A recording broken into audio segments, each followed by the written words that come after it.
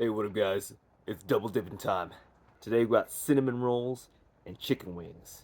And you know we had to bring raspberry jelly and peanut butter to the party.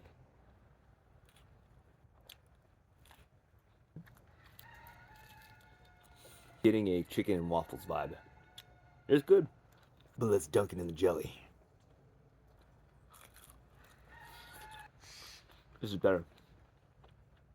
Got that tang. Maybe start with the peanut butter, double jelly. Let's go. Peanut butter and jelly on the chicken should stay separate. Raspberry jelly with cinnamon rolls. It's not bad. Peanut butter on cinnamon rolls.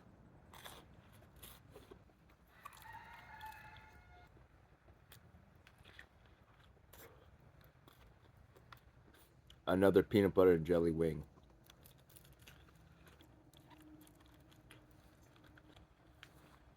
OG. When you have flavor fatigue and you want something different and you still want to eat, it's, it kind of works. So if you have the peanut butter and jelly on the side, it could work. Last time I tried peanut butter and jelly whipped cream, it was amazing. Oh yeah. Mm-hmm.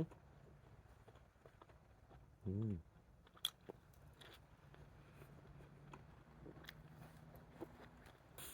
Again, it works. It turns it into an upscale pastry, but it worked better on the peanut butter and jelly because the bread was toasted, and the cinnamon rolls are like kind of soft and chewy, which are really nice, but they don't really contrast the softness of the cream.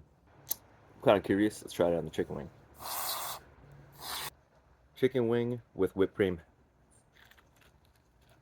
The whipped cream takes away from the crunch and the savoriness of the chicken, so that's why it doesn't work.